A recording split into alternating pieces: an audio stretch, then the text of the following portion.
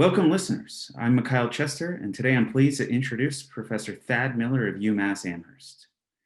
In the 1999 book, The Governance of Large Technical Systems by Olivier Coutard, there was a wonderful quote in reference to infrastructure.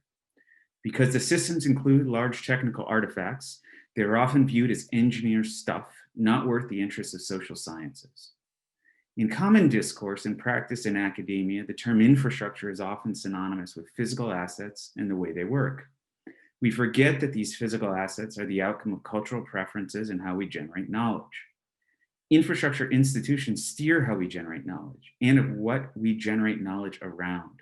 Do institutions generate knowledge for the needs of today or the future?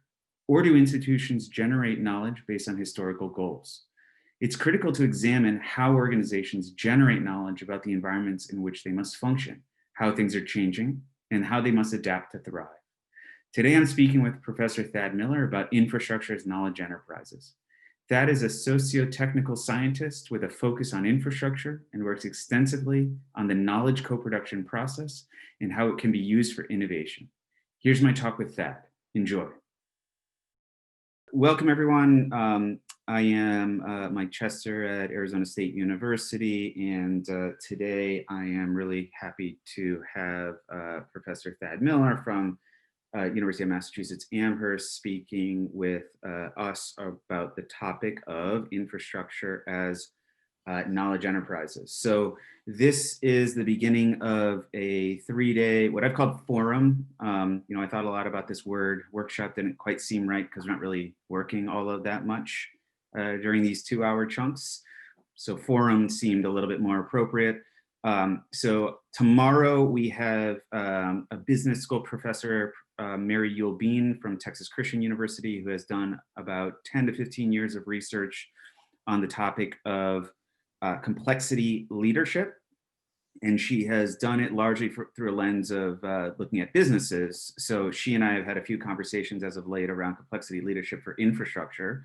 So I think that'll be a really interesting conversation because she and I already talked about, what works for business that doesn't work for infrastructure, why, how do we think about the differences and why that matters. And then on Wednesday, we have Professor Ajo Amakuzi-Kennedy from Georgia Tech, who's going to talk about value-focused thinking in infrastructure. So hopefully you guys can see that there's 3 speakers here that have kind of very different takes on what some of us may typically think of infrastructure as, dare I say, an amalgamation of hardware, but maybe even a little bit more broadly than that. So the spirit of this forum stems from a group of us who have been getting together. Many of those folks I see in attendance today. And we've loosely called ourselves the Infrastructure Misfits. So there's a group of largely engineers, but not exclusively, who have been meeting over the past couple of years to talk about some of the emerging challenges around infrastructure.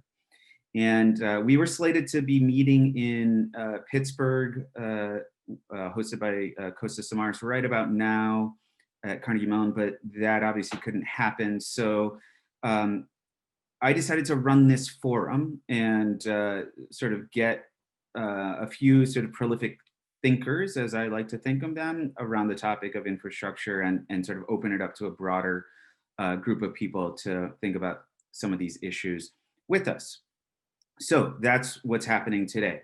I'll talk about sort of the agenda for the next couple hours, and then but first let me talk about the sponsors. So I mentioned the Infrastructure Misfits, but the sponsorship for this event, those who have helped put this together, as well as advertise and help with some of the infrastructure, are the Urban Resilience to Extreme Sustainability Research Network, urxsrn.net, the Growing Convergence Research Project, which is both of those are projects focused on urban infrastructure very broadly in that case, to extreme events, and has been going on for about 6 years now across 9 cities in the Americas. Also, the Metis Center for Infrastructure and Sustainable Engineering at ASU, which I direct, And all of those efforts have been in some way supported by the National Science Foundation through several grants, which are acknowledged there. So we have to give acknowledgement to those organizations and sponsors. So thank you. So that being said, what I would like to do is spend about an hour talking with Thad. So this is not a PowerPoint lecture. This is a conversation. Thad and I have been planning this, as well as me and the other speakers, for a few months now. We've developed an outline and some talking points or points that we want to hit along the way to frame some of these issues. And for the most part, it's going to be Thad speaking, but I will try to have a conversation with him and talk through some of these issues with him as much as possible. Into at least the first hour, me and Thad into a podcast, so that will be the case with each of these three talks. And that podcast, I believe, will be made available through the Eurex Network's podcast series. So whenever I get around to editing, that will be available to the general public. So that being said, let's kick it over to the conversation. And, Thad, let me turn off screen sharing here, and I can actually look at you again. So welcome, and thanks for joining us. Really appreciate it. Yeah, thanks for having me, Mike. And I'm excited to have this conversation. When you pitched it to me, you pitched it as kind of like the Mark Maron podcast, but That's right. About infrastructure.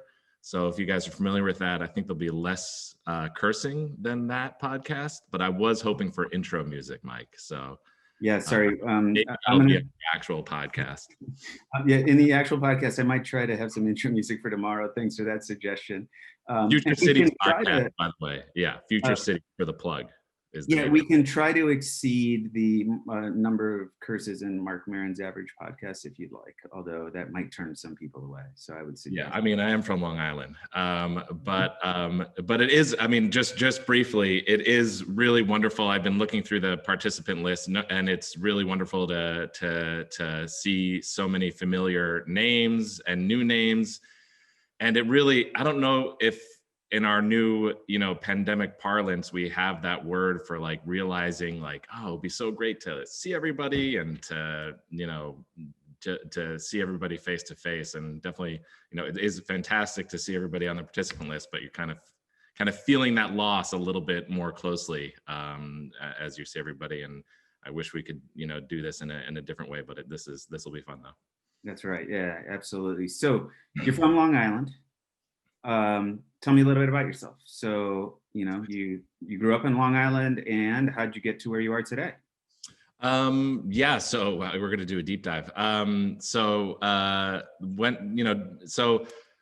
the get-go, I was into, I think because, of my family vacations, we're going really deep now, but my family vacations were always, in the Catskills or up in the Berkshires, and now I live in the Pioneer Valley. And so, never knew what sustainability or environmental science was, let alone environmental studies. But when I got to Bucknell University, I took a kind of intro environmental studies class that to this day is my worst grade ever. And I was like, I need to major in that. And so got into environmental studies, but then was also into economics at the time, and how they valued or didn't value nature is a sort of question I came quickly upon. It was and immediately kind of my first exposure to interdisciplinarity by double majoring in that. And that's kind of been, I think, a consistent theme throughout my career, at least, is this thinking about these interdisciplinary interstitial spaces. And so then went on to get a degree in environmental science and policy for master's. And, after working a bit, decided to go back to get the PhD, and wasn't really quite sure. I knew I was interested in ethical questions around environment and sustainability. And there was this new program in sustainability at Arizona State University. And I was lucky enough to get funded. And it really started with questions around, ethics, expanding the circle of ethics to thinking about non-humans and the environment, but then stumbled upon a science and technology studies course, which really resonated with me because I had been continually frustrated by at least in my limited experience, the lack of nuanced thinking about technology among certain environmental ethics and environmental science and policy crowds. And then when I stumbled upon science and technology studies, it was really all about our relationship to technology and how values and politics and assumptions are built into our world through those technologies, and then into our ecosystems and into our social systems too. And so that was really the kind of beginning of getting interested in questions about basically how we build our technological world and the assumptions and values and politics that get built into that. And I think in part by disposition and in part because of the environment at Arizona State University. Lots of opportunities to collaboratively work, across departments and across disciplines. And so, I became, and, still one of my core interests is in, how do you work together with social scientists, with engineers, with ecologists, and with practitioners to find ways to work together and kind of open up that space to think about what are the values and politics that we're building into our world. And because maybe as a separate social scientist, you can analyze that and observe that, but you're not going to be able to do anything about it unless you work collaboratively together. So then I've done that with dissertation and thinking about sustainability science and the relationship between the knowledge we generate and how that's actually used in the world. And then for the past 10 years in thinking about urban sustainability and urban resilience. So that there's this world of STS infrastructure people, right? Mm-hmm. That I'm now just sort of slightly connected to. And then there's this world of engineers and, obviously the engineers focus on physical infrastructure systems. But a lot of the STS people do, right? So it's just sort of Venn diagram overlap of topics that we're both interested in. But it's amazing to me how disconnected those communities often are, right? When I met you and started talking to you, I was like, what does this guy know about infrastructure? And then I'm like, oh, wait, he knows a lot, in many ways, he knows a lot more about certain areas than I do. And I actually find that pretty interesting. Do you feel like there's that disconnect? What's your take on that? Around infrastructure specifically, or just sort of in general around this type of work? Around infrastructure specifically. Yeah, I mean, I feel like over the past 5 or 6 years, infrastructure is definitely having a moment, or more than a moment, in the social sciences, right? There's anthropologists looking at it. There's ethicists, science and technology studies folks, a whole critical geographers, kind of across the board. But yes, I think there is that disconnect between maybe more critical social science approaches that are analyzing, critiquing, versus, okay, what is that, and how does that actually get done? What do we do? And I think it, like with a lot of interdisciplinary work, it comes down to, how we structure our research institutions, right? That they're often siloed, and thankfully there's some, innovations happening in that space, both from the university level, across the board, as well as through funding outlets, including some of the ones you mentioned at the outset.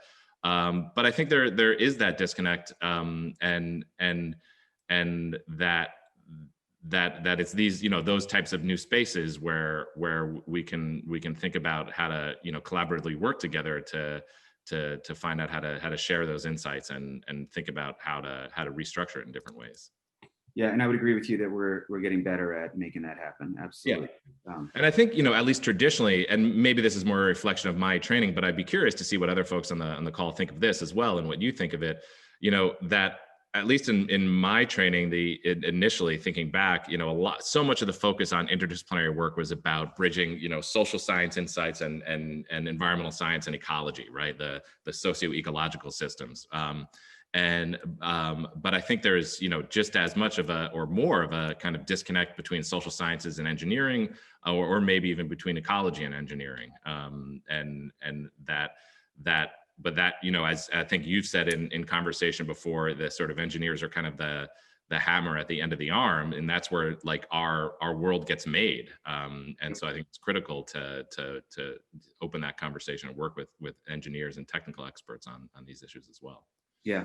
So Thad, let's switch over to governance, which is a huge topic, right? But kind of let me ask you, when you think about infrastructure governance, what do you think about writ large? But then sort of where do you focus? Why is governance important? And like who usually studies infrastructure governance from your perspective? Yeah. Well, I think for me, it kind of starts with thinking about infrastructure a little bit more broadly, as not just, and this is, I think what we've all been doing in some of the work on the Urban Resilience to Extremes Sustainability Research Network, or the UREX-SRN, is thinking about infrastructure not just as the built stuff that we might traditionally think of, but also the organizations that are responsible for managing, designing, and maintaining those systems. So you have those social systems around, not just the technical, the social norms around the use and interaction with that infrastructure, right? Because infrastructure is supposed to deliver some set of services. So we, communities and people that are interacting with this infrastructure, are part of that. As well as the ecosystems that are built into that, or are affected by it, interacting with it in some way as well, right? Because often, infrastructure is either meant to control those natural systems in some way, so that you can deliver a set of services to communities, or increasingly, right, with a lot of work on green infrastructure and other types of infrastructure, is built in purposely to that sort of more technical built system. And so for governance, it's really the actors and organizations that are involved in the management, maintenance, building of those systems, and not just like sort of government, not the official, whether it's local or state or federal government, but the wider range of social actors that could include industry, as well as other civic actors. And so that's everything from the kind of mission and actions of those organizations, to policy and planning, to the informal kind of operation, maintenance, and norms around that, down into the codes and standards of how these technical systems are actually designed and for what conditions. So I think for me, that governance is important, because that's basically it's through those networks of organizations and actors that we collectively decide what we want to build and how, and for what social or environmental outcomes, and what set of services we want to deliver and to whom. And so it's really, where the decisions are made about what values and whose politics get built into our world. And at least, I think in terms of infrastructure governance, in terms of your question about who usually studies it, I think to date it's mostly been, social scientists and historians, not surprisingly, publishing in maybe social science and historical outlets or books or whatever. But I think a lot of that's changing. There's been a lot of work, out of socioecological systems work that is more diverse, and including some of the work, we're all involved in. And so I think that's really changing. And I also want to throw this back at you in terms of, as a engineer, right? I mean, and, we've been working on this, you've been working on this. And so why did you, how have you come to be more interested in infrastructure governance, and why is this an important area for you now?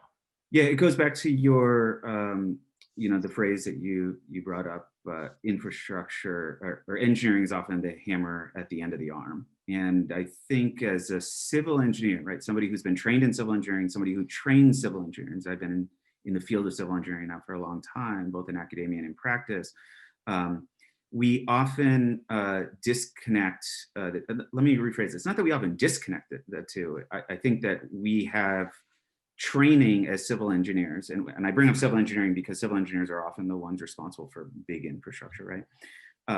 But we have training that focuses on the hardware side for the most part. We don't have that much training when it comes to governance. We don't have that much training when it comes to finding compromise, negotiating stakeholders, things like that. There's a little bit of of that training that happens on the job, but formal training in academia certainly doesn't emphasize that. And there's also this dynamic that I would argue where for a long time, we as sustainability people, sustainability engineers specifically, have been talking about where our systems need to go, how our systems need to be used. And I would argue that writ large, they haven't moved fast enough and at large enough magnitudes towards those futures that we have all said we need to get to, zero GHGs or, 100% renewables or everybody driving EVs, right? We've seen so many scenarios that show us, okay, this is the technological pathway to get there over the past 20 years, right? But, we haven't, I would argue, substantively and fast enough moved on those trajectories. So that concerned me. I started thinking about that maybe 5, 10 years ago, and that really concerned me. And I said, there's got to be something that we're missing here. And I think that something has to do with complexity and it has to do with governance.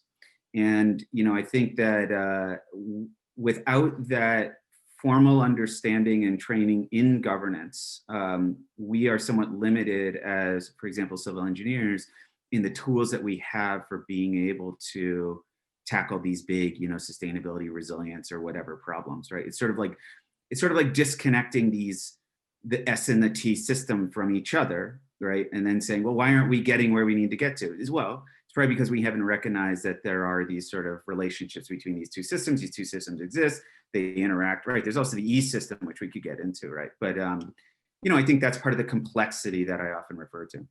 Yeah, so I said to myself, I should probably learn something about this governance stuff, right? And part of my way of learning that is through people like you. So one quick follow-up that because you asked the question about what, the working with, together with engineers to me, and this is more around education, trying to make that connection in your own work, is challenging, and you have to bring together these different groups. But how have you seen it done in education? Because we're, you and the school you're in training the next generation of engineers, and are we, is there any movement to train them in ways that account for some of those insights, other than just basically what you're delivering in an individual course? But movement, yes. Sort of a wholesale success or transition to a different model, no, right? And there's certain constraints that I see that limit our ability to move. For example, the accreditation process and what it means, for example, to be a civil engineer, right? There is a governing body, which is, not the federal government, not the state government in this situation. It is a professional organization that we have all imbued with tremendous power, right? That then says, this is what a civil engineer is in the United States, or any civil engineering degree that holds any value does these things. And that in many ways significantly constrains our ability to say a civil engineer is something different, right? Or needs to have competencies or capabilities that are different. So, that brings you to, okay, well, what can you do? Well, at the graduate level, you can do a lot because you don't have those constraints. So yeah, I have seen, at ASU, but even at some other places, this effort to say, okay, sure, a civil engineer has these core capabilities, right? These core competencies, but then they need to also have these understandings across other domains. And you have to basically work within the constraints of these graduate programs to make that happen. So I am optimistic of what I'm seeing, but again, I haven't seen that wholesale transition. Mm-hmm. So hopefully, the folks on this call are some of the ones who can make that happen. All right, so we've talked about that governance, but we've also, or at least I have, used the word complexity in this conversation, right? So let's dig into that a little bit. When you hear the word complexity, what does that mean to you? And for the folks on the call, I always try to make a point that it's important to distinguish between kind of complicated thinking and complexity thinking. Those words mean very different things, and it's important to think about them differently. So Thad, when you think about complexity, in the context of, say, the Anthropocene, what do you think about? And then the other thing I want to ask you here is, a sort of point that always comes up. Is the world becoming more complex? Has complexity always existed? Is the world more complex than before? The same? Is it different? That sort of stuff. What do you think? There's a lot there, I know. Yeah. And I was worried we'd have trouble filling up the hour. Yeah. I don't know that if I have a go-to boilerplate definition of complexity, but for me, when you put this question out there, the way I've been thinking about it is really bound up with the futility of control that we have, especially if you're thinking about the infrastructure context. It's bound up with tightly controlling whether it's units of water flowing or energy systems or whatever it is, right? And that complexity often flies in the face of that, right? And so you hear, we're probably all familiar with the idea of wicked problems, and there's critiques of wicked problems out there, but I think it's useful for getting across the idea of both kind of biophysical complexity, that the understanding the reality of whatever the problem is or the system is difficult or maybe irreducibly complex, and then it's also socially and politically complex. That even if you could figure out how to fully understand or define or control the system, you're going to have disagreements over what to do with that and what your goals and normative aims are, right? And so I think this idea of the one that I've been thinking a little bit more on is this idea of that in the words of Dan Sarowitz, nature is significantly complex enough to allow for multiple, equally true interpretations of it, right? And that complexity may be irreducible, both out in the world, as well as in terms of our ability to bring together different disciplines to actually, fully understand it in some way. And we may have to be okay with that. It doesn't mean we pause all efforts to gain new knowledge or insights. But that there may be different ways of understanding and kind of navigating and being, flexible in our understanding, rather than trying to find that traditional scientific, positivistic viewpoint. And I think the Anthropocene for me, is maybe on the positive side is an acknowledgement, of that complexity, acknowledgement of that we are part and parcel of that complexity, and that we can try to control it, which may be impossible or at least ill-advised. Or as Stuart Brand, famously said, we are as gods, and we might as well get good at it, right? And so one of my favorite examples that you and I have used in a paper is from the great narrative nonfiction writer John McPhee, who has this essay on the Atchafalaya in Mississippi that's in his volume Control of Nature, which has 3 or 4 essays on basically the human futility in the face of complexity, which is really great. Highly recommended. Anyway, he goes through the history of the Army Corps of Engineers and politicians trying to control the Atchafalaya and the Mississippi system around New Orleans, and you basically, and he has some great quotes in there, but you realize you're hopelessly intertwined in these, social, both in terms of government as well as local communities, as well as agriculture, ecological and technological systems, right? And any attempts to more tightly control that are either going to be contested politically, or just untenable and lead to unexpected consequences across one of the social, eco, or technical domains, or across all of them. And then, of course, you have climate change on top of that, which is further complicating everything, right? And so you have, you quickly understand that any attempts to tightly control and expect to deliver a set of tightly controlled services are likely not tenable.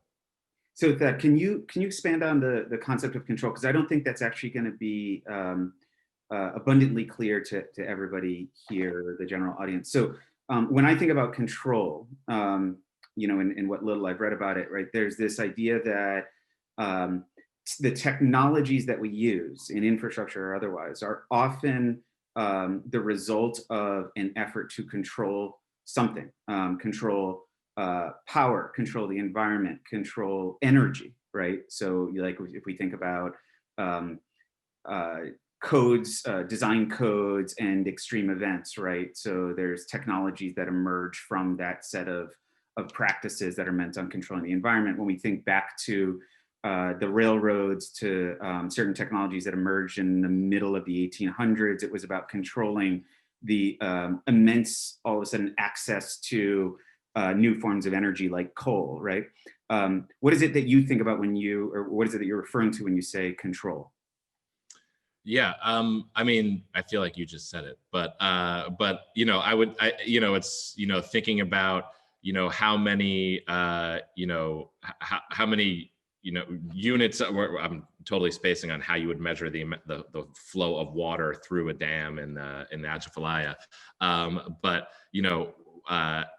predicting how much rainfall you're going to get, what your design, what your stormwater system is designed to withstand, and then designing it to control those certain rainfall events, which we might get to later. And that if all of your assumptions about the world hold true, then certainly you can control it. But I think what the Anthropocene brings into the conversation on control is that it's complex enough and rapidly changing enough that any assumptions about the world are going to be outdated very quickly, whether that's due to global dynamics or just due that it's very difficult to completely understand how social, ecological, and technical components are going to be interacting, in a space over time, to be able to control that system. Yep. Which begs the question of, if you can't control, what do you do, right? Mhm. So we Yeah, can table I mean, that for later.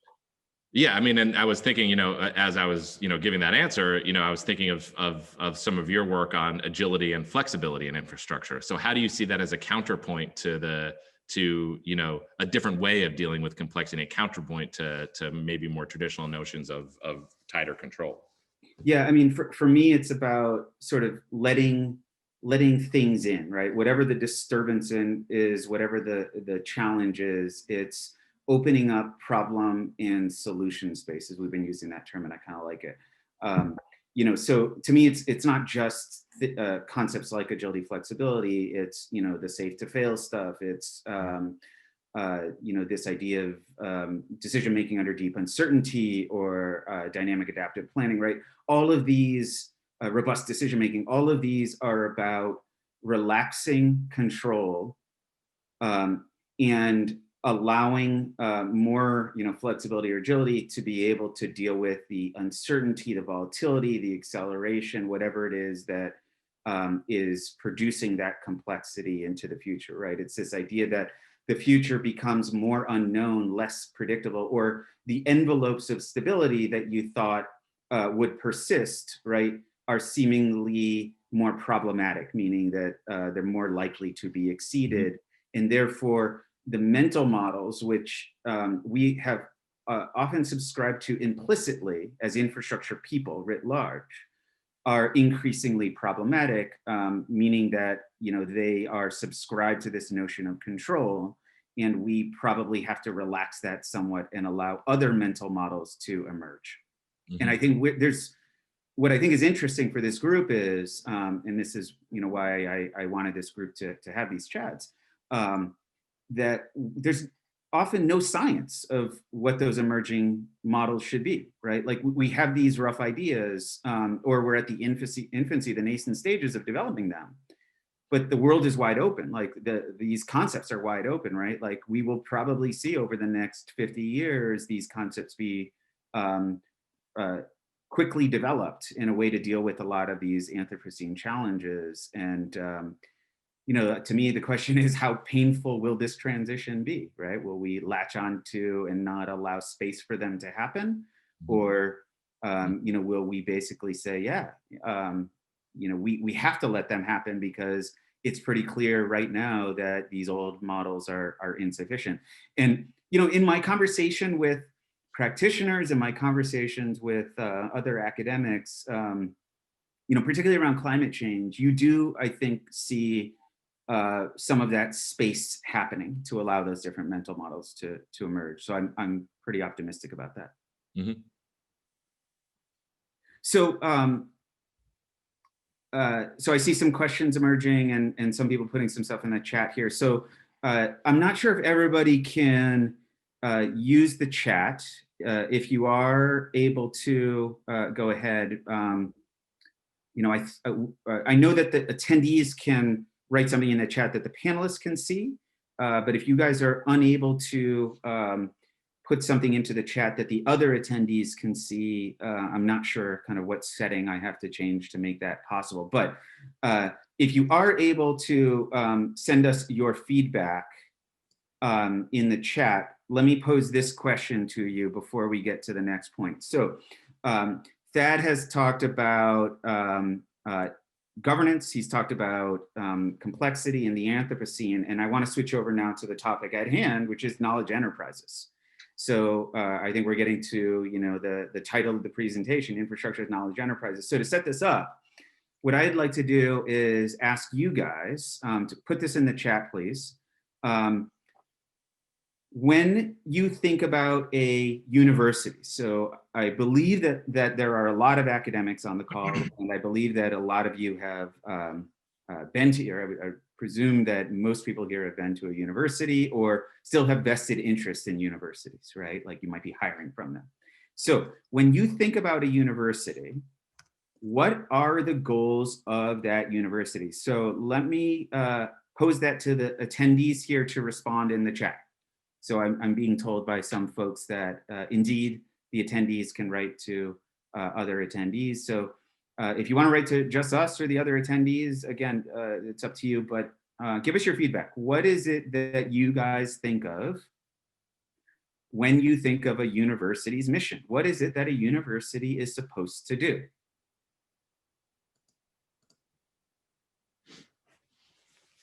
You can be general, you can be specific, that's up to you. So throw your thoughts in the chat there. And I wanna pose this question to Thad. So, you know, when you think of a university as a STS governance person, right? Infrastructure person, right? What is it that you think of?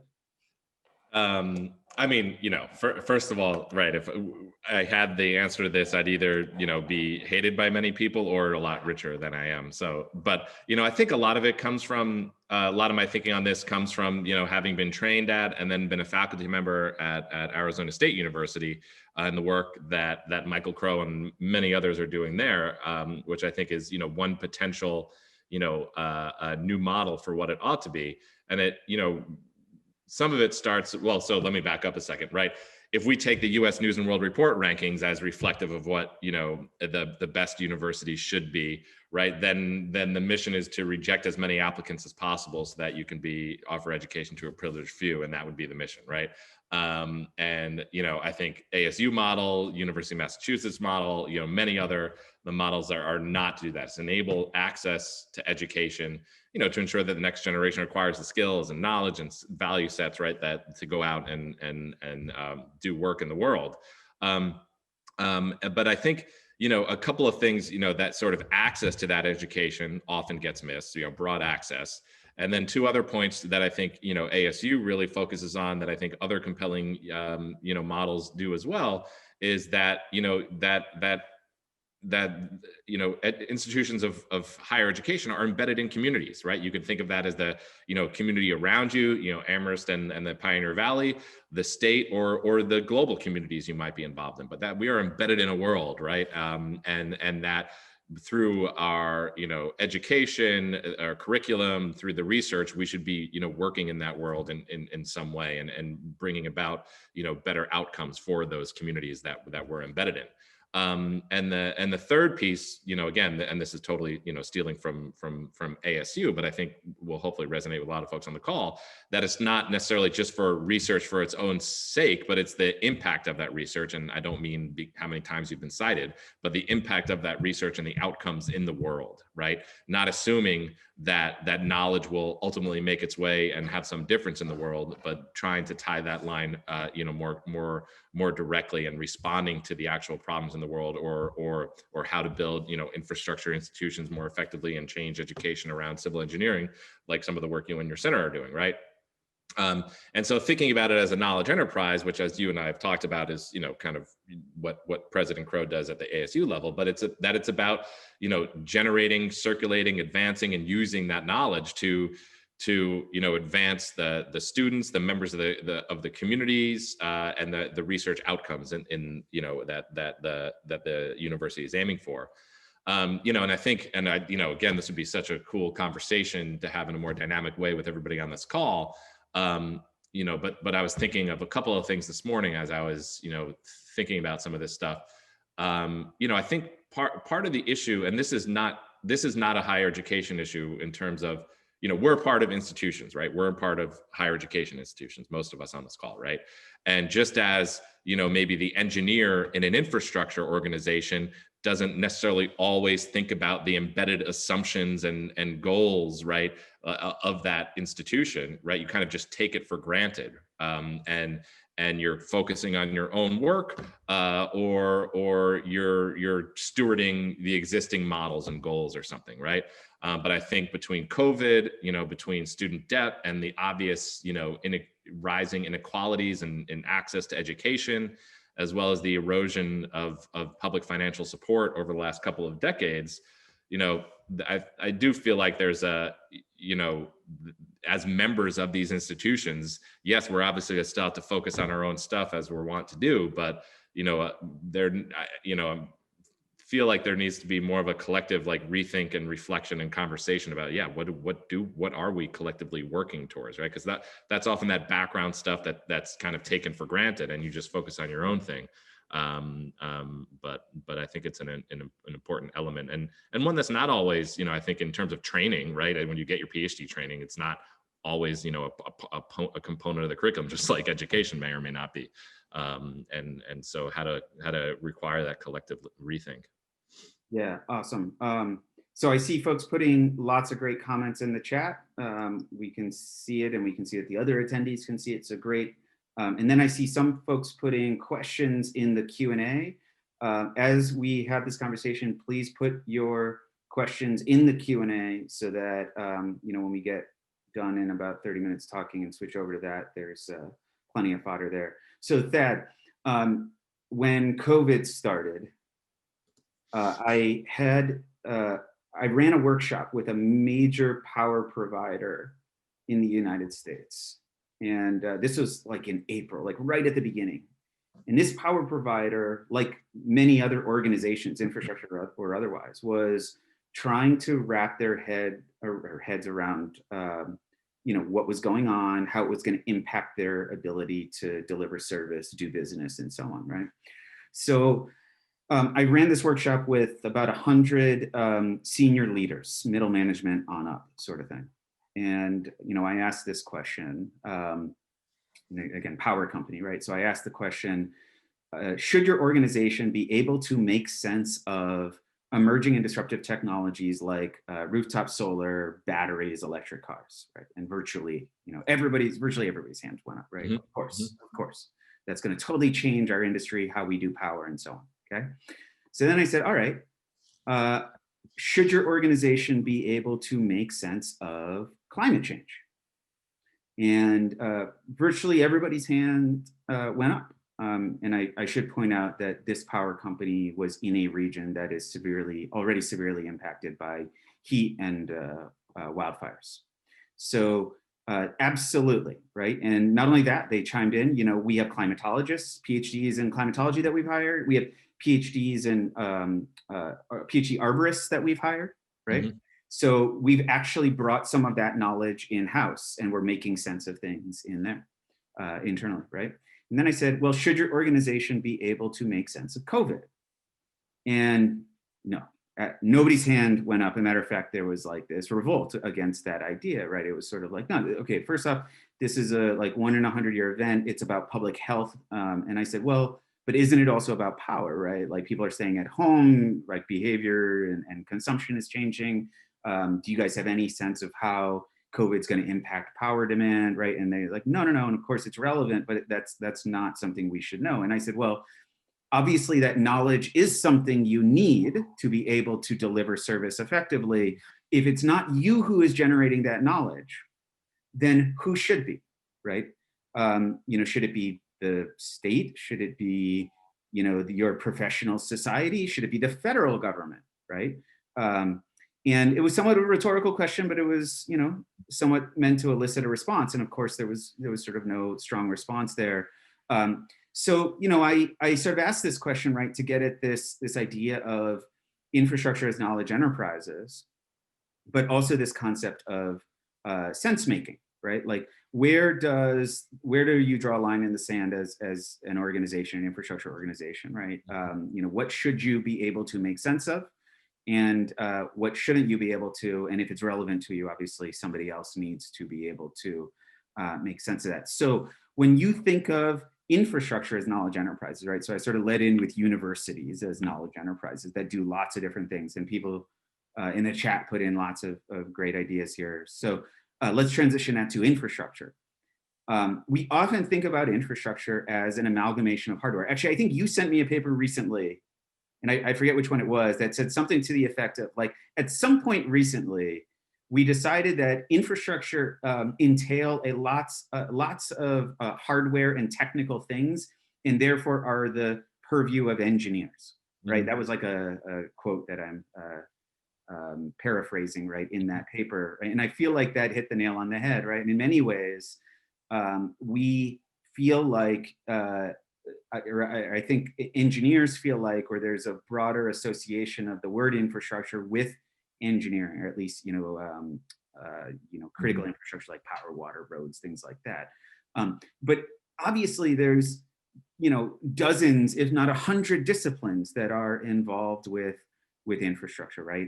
There's lots of different domains of knowledge that are involved with infrastructure. So over to you. When you think about infrastructure as knowledge enterprises, specifically infrastructure, right? What are you thinking about? Yeah. So before I fully dive into it, I want to just make sure we come back to the power company example, because I think it really raises an important question, is like, should that capacity exist within the walls of that organization, right? Or is it something about the governance network that organization is a part of, and how do you share those capacities? How do those capacities flow throughout the network? I think is a really, interesting and topical, question of sort of institutional and kind of governance design, right? Anyways, so this idea of knowledge enterprises, which a lot of us have been calling knowledge systems, is something I've been working, with Tisha Munoz-Erickson and Robert Hobbins and Clark Miller and other folks on this call. And a good place to go would be Tisha Munoz-Erickson and Clark Miller's book, Designing Knowledge, which is a really nice kind of accessible book. But yeah, I mean, you already started into it, but it's basically that, there you go. Yeah. Well, it's kind of now, there we go. There you go. Yeah. Nice plug. You're welcome, Tisha. So this idea that, within organizations, as well as, throughout governance networks, there are, knowledge systems that are operating, that are, generating, validating, circulating, and utilizing knowledge, right? And how that's done, right, it varies by context, right? There may be different standards in terms of what counts as knowledge in a stormwater bureau versus the planning bureau versus, the industry consultant, right? And there's also, differences in how that's circulated and utilized, right? But that we need to pay more attention to that, particularly in the context of the Anthropocene, as you said, in terms of sense making. If we are in this, more rapidly changing, more complex world, that you need to be able to, obviously, that you have the knowledge system, but understand that and be reflective about the assumptions that you're building into your knowledge and how you're utilizing it and how you're sharing that, right? To exactly your point, your example with the power company, right? But I think, more often than not, we don't really open up those systems to reflect on, like, oh, what knowledge are we bringing to the table? Because that's kind of codified, right? It's in institutional norms and procedures and codes and standards, right? And once those things are kind of made, they kind of get black box, and that's just the way you do things, right? You get trained as a civil engineer, then you enter the organization this way, and you know follow that kind of regimented bureaucratic way of doing things, right? That's what bureaucracies and professionalism does, right? It standardizes and codifies the way of understanding the world, and then your other professional colleagues have that same way, and so you're able to then work on a problem together, right, without opening up all that stuff, which does a lot of value in the world, right? But also, again, kind of black boxes, some assumptions that may occasionally, or more than occasionally, have to be opened up so that we can understand how that might be limiting the design of these systems, especially in an increasingly complex world. And so, you know, I apologize to those on the call that have already heard this example and that we've worked on this example together. But you know, one way this, you know, stared me right in the face as we're doing resilience work in the city of Portland was on design storm standards, right? And so the amount of rainfall that a stormwater system ought to be able to handle without flooding, right? Well, that's based on retrospective precipitation data, right? That is often, by the way, often not updated enough. It's something like, depending on what standard you use, maybe let's say the last 10 years, but sometimes it hasn't been updated in 5 years. And so it's retrospective, it's often outdated. And if we think climate change is real, well, then we know that future rainfall is unlikely to be like past rainfall. And yet, even with that knowledge, you can't just switch from using retrospective data to using prospective, you know, climate model based data on precipitation to then design the stormwater system in some new way. And so it's really not about, oh, we need better knowledge. If only we could understand precipitation better or predict precipitation better, then we'd finally be able to build a more a better stormwater system. It's actually in the codes and standards embedded in the knowledge system, the organizational system itself, that's the problem. And so it creates, I think, you know, the good thing about it is I think it creates a window to think about, you know, collectively with engineers, with social scientists, right, with across an institution, to think about, you know, what knowledge you value, what's appropriate, and how you utilize it, and how that then shapes how you think about the services and mission. And so there's a PhD student I'm working with right now, Alice Brawley Chesworth, who's actually embedded in a stormwater bureau, trained as an engineer, doing a PhD in the social sciences, and looking at this very problem of how the engineering culture in the Stormwater Bureau thinks through problems, how the environmental science community in the Stormwater Bureau thinks through these issues, and how they work together or not, and how that's changed over time with things like green infrastructure and other contextual issues. And so I guess I'll throw it back to you, Mike, on this too. Is that I know, you know, you've asked the question, right? And you've titled this forum, right? So I know you're interested in this lens as well, and we've worked on it together. And so why, you know, why do you think, and what can it bring to engineers and to, you know, the power companies of the world, et cetera, that you've interacted with? Yeah, I mean, you and David Waniak and Tisha Munoz-Erickson and a bunch of other folks on the call have got me thinking about this question. I don't know if it came from one of you guys or if I sort of adapted it from one of you guys, but should an infrastructure agency today that has been in operation for, say, 50 to 100 years, or let me rephrase it, is an infrastructure agency today properly configured, whatever that means, for the problems of the next, let's say, century? And I think that that's a fascinating question to bring to agencies, right? I mean, that applies to anybody, the infrastructure or otherwise. But I have often been asking this in the context of infrastructure agencies, actually throwing it back at them. And it's a good, I feel, lead in to exactly what you just said, right? Getting them to think about what the challenges are of the next 100 years, presuming that they will be around for the next 100 years, which might be a big presumption, right? And asking how they would be configured. And configured means a lot of different things, from bureaucratically to leadership to knowledge, right? All of these things. And, you know, gets them sort of saying, okay, look, are we set up for the last 50 to 100 years? You brought up the point earlier of like, what are the goals of the agencies? Are they set up basically for goals? And budget flows to that, and knowledge flows to that, and it's configured around all of those things. Um, are they set up appropriately for the next 100 years? And I find it interesting to think about that, because obviously that, and maybe not obviously, but to me that transcends questions of technology.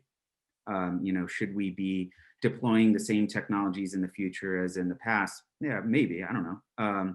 In some cases, yes, and in some cases, no. Right. But more importantly, we won't be able to make sense of anything if we are not properly configured for the next 100 years. And I think that to like that first or second question, that's obvious to people like you, but I think that that is in many ways completely lost on most engineers.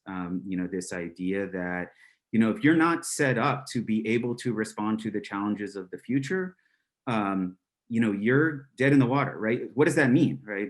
Probably not that the infrastructure agency or system evaporates quickly, for sure. That's not the case. But more so, I would say it loses relevance and opens up opportunities for innovation from third parties that are most likely going to be private. Uber and Lyft comes in and does something on transportation that our transportation agencies are never able to do, right? And all of a sudden they start having increasing control of our transportation system, right? Amazon comes in with drone delivery and says, enough with roads and unreliability into the future, right? We're going to deploy our own infrastructure into the future. Now they are in control. Tesla comes in with cars and says, not only are we going to do automated driving, but we're also going to decide how the vehicle is powered, right? So now, is this a mobility company? It's kind of a mobility energy company that has more of a say in how power is consumed, both in sort of generation and in distribution. So, that's where I come from in sort of thinking about it. Like, I think there's this fascinating transition that probably needs to happen. And I think that all too often this transition is treated superficially at agencies. Like, of course, public transit agencies are trying to deal with Uber and Lyft, but the way that they deal with it is within this pretty rigid bureaucratic structure that doesn't allow for sort of systemic change across the organization to be able to sort of work with this disruptive force that has come in, right? So, there's sort of limitations to how much they can do trying to operate within the old bureaucracy. So I'd like to think about, what is that bureaucracy, leadership, knowledge system that is the infrastructure agency need to do into the future? And that to me is a monumental challenge, right? This question that you and I have talked about, like, do you, if you were to restructure your infrastructure agency today for the problems of the future, would they look the same as they are today, right? And the answer is probably no way. No way. I mean, yeah, sure, we still need to have like an asphalt division that knows how to design asphalt, or a water treatment team that knows how to design and build a water treatment plant. Or maybe AI supplants that. I don't know, right? But then there are these challenges around sustainability, resilience, equity, right? Social inequity, like all of these questions that infrastructure is at the center of, that are monumental, that our agencies are just not structured to be able to substantively address at all. And I think that's where the real crux of the challenge is when it comes to infrastructure. Yeah, and I mean that line of thinking just makes me think of the parallels between the siloing of kind of infrastructure systems, right, in different bureaus with associated different ways of understanding those systems, whether it's the certain type of engineering training or whatever. Mirrors the siloing of the university, and I think we, some recent work that you and I and Tisha have done together, we tried to dig a little deeper on that. But I think, if we probably got a historian on board, we'd see, that tight relationship between how you train people, right, and how different infrastructure bureaus are set up. And I think, especially right when you think about sustainability, equity, resilience,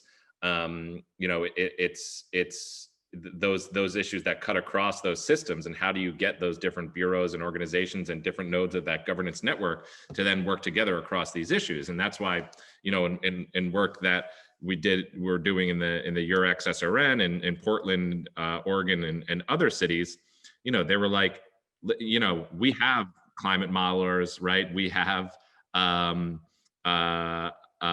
we have you know, in-house expertise on understanding social vulnerability. We don't need a new map. You know, we don't need a better climate model.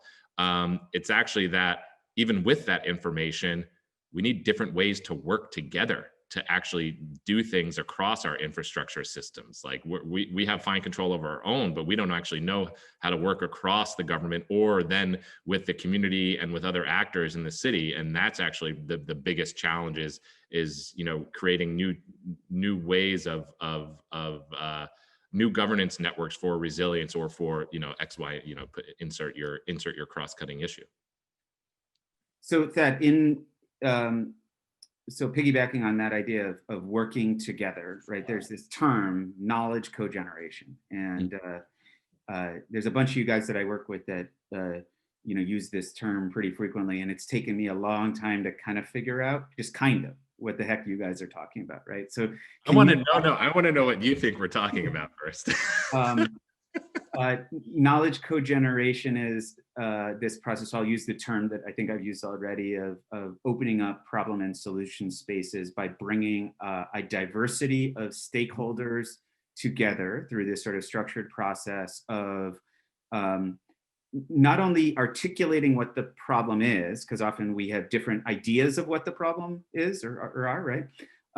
But also in developing solutions and finding paths towards those solutions to those problems, right? And the paths towards those solutions, I think, is really, really important because to my earlier point, we're very good at, especially in the technical community, of coming up with scenarios of what the future should be and saying, here's where we are today, but not actually addressing all of the barriers and challenges to get to that future, right? Arming people with the information and tools they need to get there. So that's roughly what my idea is of knowledge cogeneration. I think that's pretty good.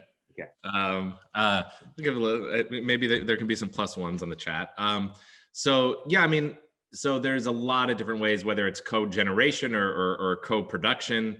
And then there's different, you know, in the social science literature, there's even different connotations of co-production, but let's stick to this where you're starting, which is like working, I think, across disciplines as well as, you know, with communities or with practitioners and collaboratively producing, you know, research, right? And hopefully then impact or use of that work in some way, right?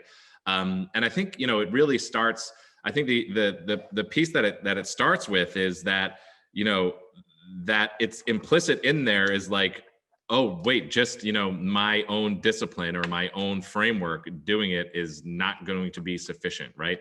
That getting back to our earlier conversation of complexity is, I think, like a inherent acknowledgement about the complexity of the world, and hopefully then an embrace of pluralism, and why bringing different knowledge types as well as different values to the table is what's required, not just for really understanding the problem. This isn't, I don't think, about like E.O. Wilson's consilience, that if we all finally bring everybody together, we'll fully be able to understand the reality of the world. Because as I mentioned before, I think some of that is like irreducible, but that we, you know, that there's things are kind of biophysically complex enough or socio-eco-technically complex enough that you need different types of expertise, not only in academic expertise, but also the sort of tacit and practitioner expertise as well. To produce a common understanding. And it's as much about the kind of objective knowledge as it is about the process of understanding that together and building that relationship and building, you know, collective understanding, collective language, legitimacy and trust in that process as well. And then I think on the other side, then it's also about, you know, we might have some preconceived notion when writing a proposal, what type of knowledge might be needed for addressing some problem or coming up with some solution, you know, in the world, but that is going to be limited and probably off the mark in some way. And I think the only way you get to really connecting up with understanding where solutions or where some use might be in understanding that context better and building the trust with those networks and with those people, so that you're able to, again, develop that common understanding, develop the common understanding of the context, and then be able to adapt and adjust and be flexible to what might, what sets of activities might actually be needed, whether it's a David Iwaniak, scenario workshop or some other set of things that might be required. And so, and then we can get into but I think there's, also kind of a spectrum of knowledge co-generation or knowledge production. And kind of what I was outlining is maybe a little bit further to the right, maybe, for the most basic being more consulting or something, or like, oh yeah, can you make a better flood map for me? That would be great. And like, oh yeah, I did that because I had that conversation and I then delivered that. But it's still pretty discrete, still pretty, unidirectional, right?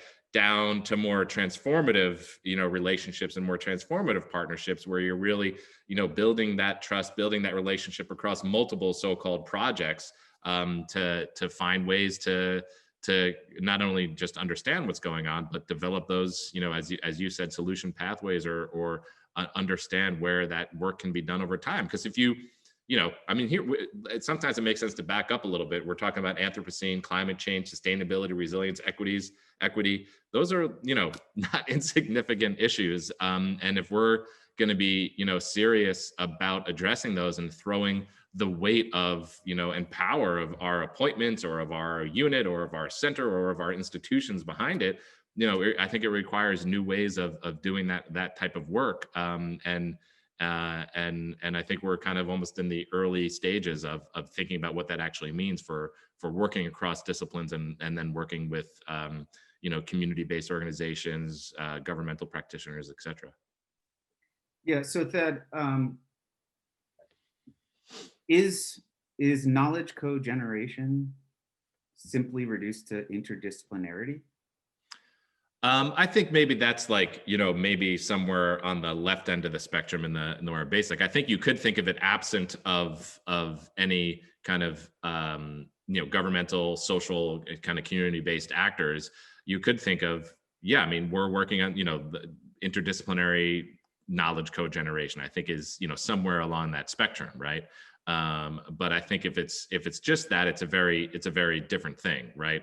And then we can get on a whole conversation about multi-inter and transdisciplinary. But I think rarely, does interdisciplinary, I think it's supposed to result in kind of collaborative new approaches and new insight that wouldn't have otherwise been generated if you hadn't brought together those people and those ways of looking at the problem.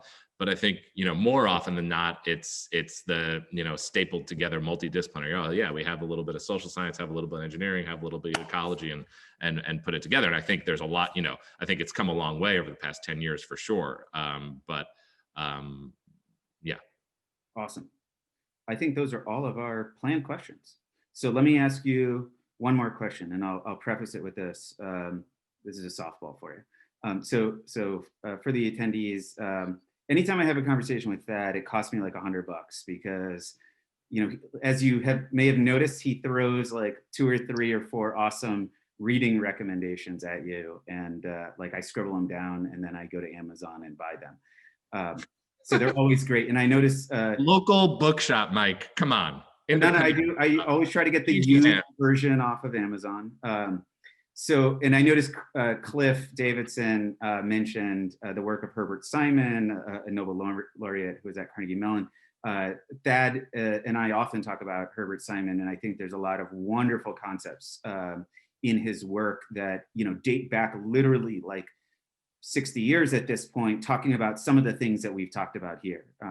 Like when people ask me, is the world getting more complex? What evidence is that? I like read some of Herbert Simon's stuff, and he's like talking about how there's growing complexity, back in 1960, 1970, and giving some of the examples therein. But Thad, if you, to get to my question, if you were to make one recommendation to the attendees for a book or something to read on sort of the topics that you've mentioned here, what would it be? Oh man. The control, I really love John McPhee's Control of Nature, and it's a little bit lighter than an academic treatise. So I I'd say that. I think that's a good one. Okay, awesome. And we've already talked about, and I'll give it another shout out. No, Tisha did not pay me. Let's see if I can get it to show. Tisha did not pay me to sponsor this, but The Rightful Place of Science, Designing Knowledge by Tisha Munoz Erickson and Clark Miller. Clark Miller and Tisha Munoz Erickson is a great book if you just want to wrap your head around many of the things that Thad was talking about. Knowledge systems, governance, knowledge co-production, and so on. I guess I'll give one more. I'll give one more since I gave The Control of Nature before. Thomas Hughes, The Human Built World. I think that's the title of it, but I think if you Google Human Built World, Thomas Hughes, that'll show up. It's a good one. I think you can't be an STS person unless you read or can, paraphrase Thomas Hughes, right? Mm-hmm. All right, so thank you, Thad. That was awesome. This was really fun, and I hope you guys enjoyed it, and thanks for having me, Mike. Yeah, thanks everybody for joining. Thanks especially to Thad. And also I want to thank Charlene Green, who's a co-host and helped me organize all of this. So thank you, Charlene. Thanks, Mike. With that, bye all.